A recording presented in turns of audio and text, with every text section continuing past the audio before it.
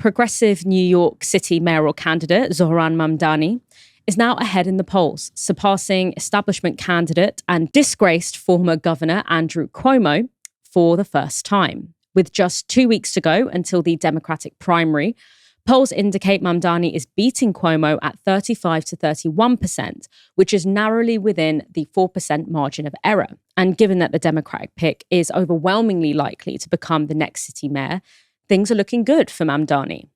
Now, Mamdani is a member of the Democratic Socialists of America, and his insurgent campaign has been centered around affordable housing, the cost of living, and, quote, Trump-proofing New York City. Although many of the headlines have focused around Mamdani's pro-Palestine position. When asked about whether he believed in Israel's right to exist as a Jewish state, he replied that he believes in its right to exist as an equal state. This was a stark contrast to Cuomo, a longtime and vocal supporter of Zionism and the Israeli state. And for those who might have forgotten, Andrew Cuomo was forced to resign as New York governor in 2021 after allegations of sexual harassment from multiple women. Now, Mamdani's surge is significant and comes following a somewhat delayed endorsement from Representative Alexandria Ocasio-Cortez. And despite public bravado, it seems Cuomo's campaign are feeling the heat. According to a post by Mamdani on Twitter, Cuomo's super PAC just sent out this mailer. You can see there, it appears that the image of Mamdani has been slightly altered to lengthen and darken the beard of what would be the first Muslim mayor of New York. Now, we obviously can't confirm whether or not this was deliberate, but it is a move that Mamdani described as blatant Islamophobia. As well as running a mass volunteer-run door-knocking operation, Mamdani has also become known for his savvy social media presence, with campaign videos like this one.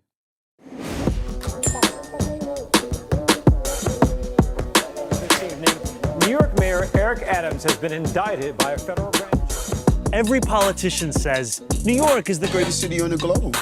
But what good is that if no one can afford to live here? City Hall is engulfed in corruption. Unscientific report. The cost of living is the real crisis. New Yorkers are being crushed by rent and childcare. The slowest buses in the nation are robbing us of our time and our sanity. Working people are being pushed out of the city they built. A mayor could change this, and that's why I'm running. I'll make buses fast and free. So I can just get where I'm going. I'll make childcare available to all New Yorkers at no cost. I want to raise my kid in New York.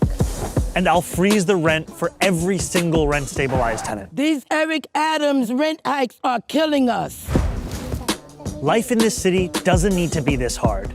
But politicians like Eric Adams and Andrew Cuomo want it to be this way. They care about their donors. They care about themselves. They don't care about you, the working class who keep this city running. This campaign is for every New Yorker who believes in the dignity of their neighbors. And the government's job is to actually make our lives better.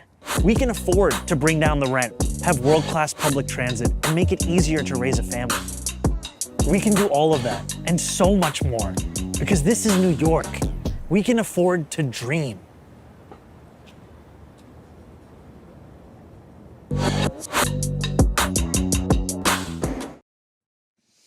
Oof, that New York City Riz always gets me a little hot under the collar.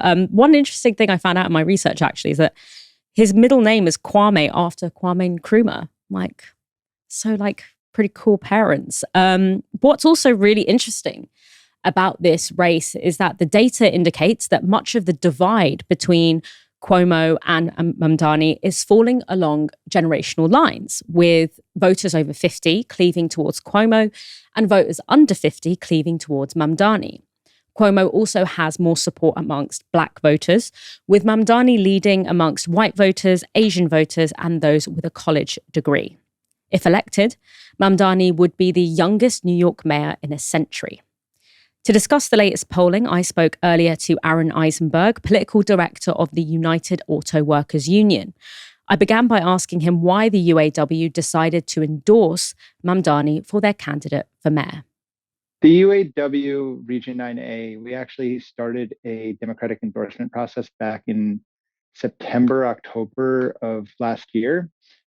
We knew that coming out of the presidential election, we wanted We knew this election was going to be the next biggest election, especially in New York City for our 20,000 members here. And we did member surveys for what issues would be most important to our members, asked members for questions. Then we did member leaders leading interview forums with all of the candidates that wanted our endorsement. This 2-month long process ended up with a triple endorsement of Zohran Mamdani, Brad Lander, and Jessica Ramos at the time. Those were candidates that we had all had experience with. Zohran Mamdani at the time had been on every single one of our 7 different locals in New York City's picket lines. And so despite having less experience with us in some ways, we knew, especially in addition to his relentless pursuit of affordability, that he was someone who was going to stand with us when the moment got tough. And so that happened back in November, December. We were the first trade union to endorse Zohran. And we helped try to bring other progressive groups, trade unions, pro-worker groups along with us. And then a few weeks ago, we did another survey of our membership and unanimously endorsed Zohran Mamdani first in the New York City mayor's race. And since then, he's only surged up the polls, and it's really wonderful. Our members have been out in full force for him. And we have the second debate tonight, and we'll see how it goes. Yeah, and I mean, speaking of those poll numbers, are you surprised by these latest poll figures? What do you think it tells us about the New York City landscape, the political landscape of New York City, given that this is quite a surprise surge? Yeah, I mean, I think we knew the race would tighten a bit. Andrew Cuomo was running a lot on name recognition, people remembering both himself and his father. And he was running kind of a Joe Biden waited out strategy. And people in New York don't necessarily watch them. They're not like political junkies like myself who do this for a living. They're not looking at the election 7 months out. They're looking at it 1 month out. And in that time, they're looking to see a candidate that's going to focus on the issues. And Zohran Mamdani has focused relentlessly on affordability. It's really been the focus of this race. And instead of a race like 2021, where the focus was solely on public safety and crime in a reactionary framework, he's made it and shifted the dialogue in this race to focus on affordability, on the 3 things that he's focused on. Freezing the rent, universal childcare, and fast and free buses have galvanized people across the city and recognizing that we can have a better world. You see the sign above me. We say this in the UAW: fight for our future. I mean, Zohran keeps talking about how we have an opportunity for a New York for our future generations, or we have the chance to go back to what got us into this mess. It's really kind of a dichotomy that's on the ballot here in New York City. And with the ranked choice, people are seeing real coalitions forming. The Working Families Party, for example, has endorsed a full slate with explicit instructions following our lead to not rank Andrew Cuomo. And so, but in doing so, even if in the first round Andrew Cuomo was up, there's a chance for him to lose in the second, third, fourth, fifth, seventh, eighth round in this.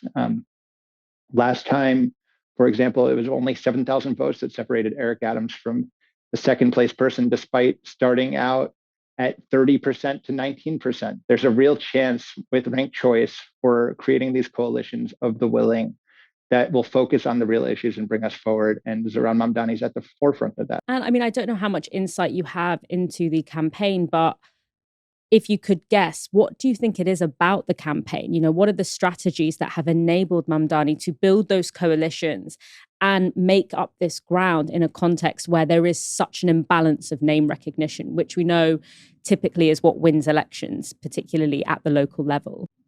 Yeah, I think it's something that New Yorkers all kind of feel affinity for: hustle and grind.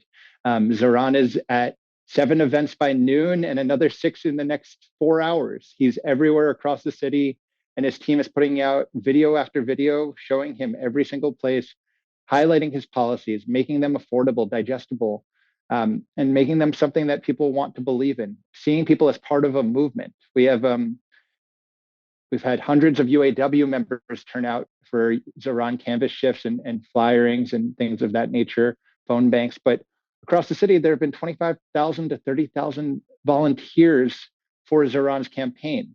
And so that organic energy also picks up on its own. You walk down the street.